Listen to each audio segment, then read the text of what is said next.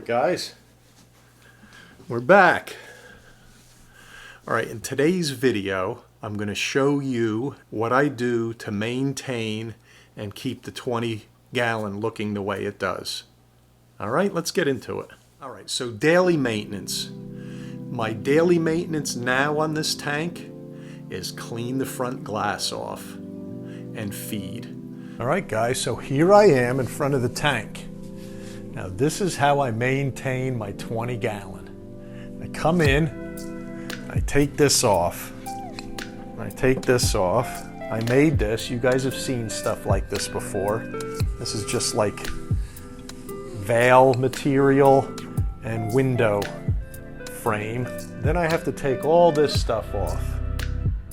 All right, let's try this. Ready? All right, here's the goodies underneath. Here's all my goodies.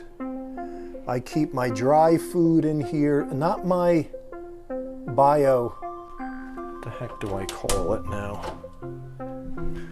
What do I call the...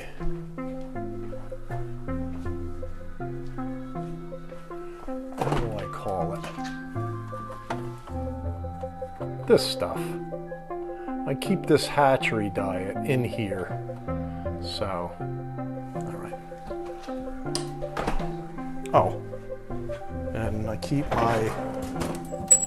this in here. This is my marine cuisine. I don't know whether this is good or not, guys. You know, I've used it for years, and my fish are colorful and healthy and don't die. They don't get ick. What I do is I cut these up into smaller cubes.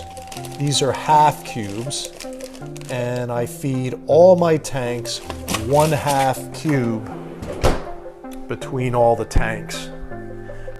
So I take those half cubes and I spread them out over each tank. The 20 obviously has 4 fish in it, so that gets the most. All right guys, here's the hatchery diet, 0.8 millimeter.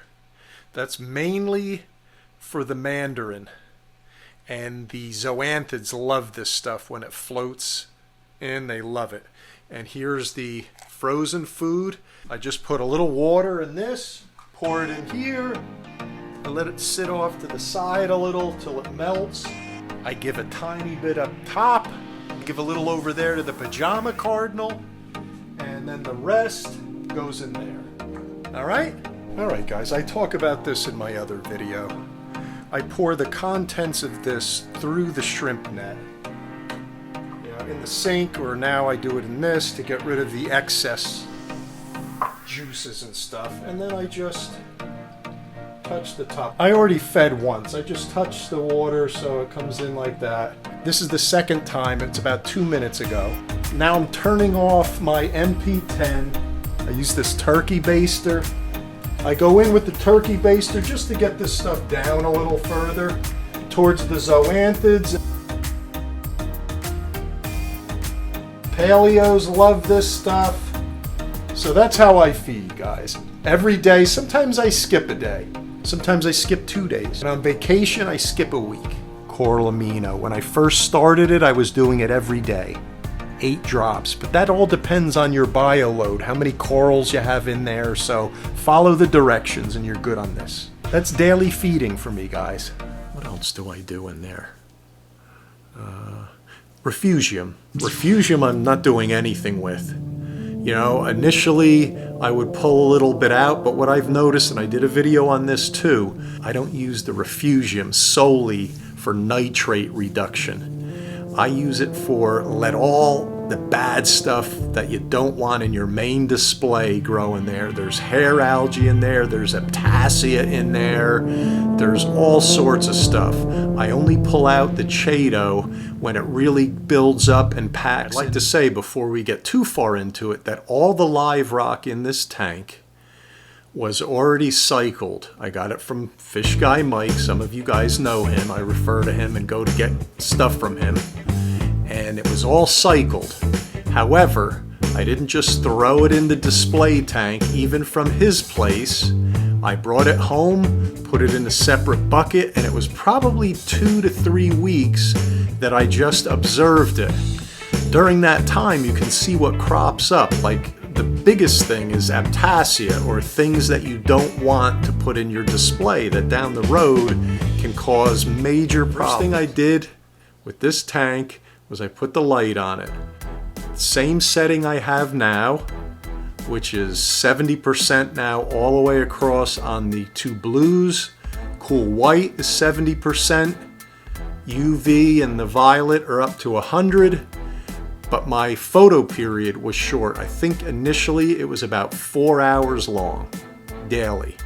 So obviously, like any other tank, within about a week of full spectral light, the diatoms would set in. They were on the rocks, on the sand bed. So that is the time when you want to get your hermits and astrea snails. I keep about, I'm a little less now than 1 per gallon, so I probably have about 15 snails in here and about 15 hermit crabs. This is pretty key, guys. Some of you aren't going to like it. What I do is I plan ahead whenever I start my tanks, and you guys that have been watching me for a while will probably pick up on this right away. As you add things over time, each time you add something, you're changing the balance of the aquarium, and things can go wrong. What I've learned over the years is I decide, okay, what am I going to want to look at for the next 3 years? Or if I couldn't get anything else, what would I want in there? And I put it in all at once or within a week or two. This is at the beginning of your startup. The reason why I'm mentioning that now is because that helps balance your tank, guys. If you're adding things, and some of you will know, I did a hair algae video, and it was because I added 2 pieces of rock, flat pieces. It created a hair algae bloom. My point is that I've decided on this tank, all right, these are the things I want in there. I'm just going to grow them.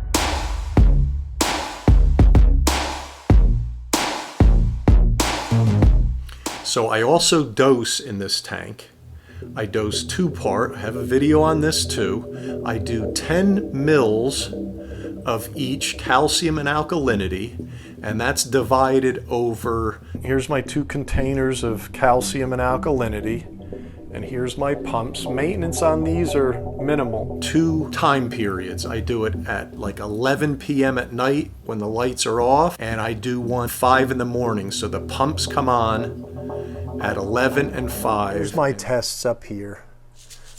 Honestly, I don't use pH. I haven't used pH in a year. Nitrate I do once in a while. Obviously never ammonia. And here's my alkalinity, HANA. And this is the phosphate checker. Here's alkalinity. There it is.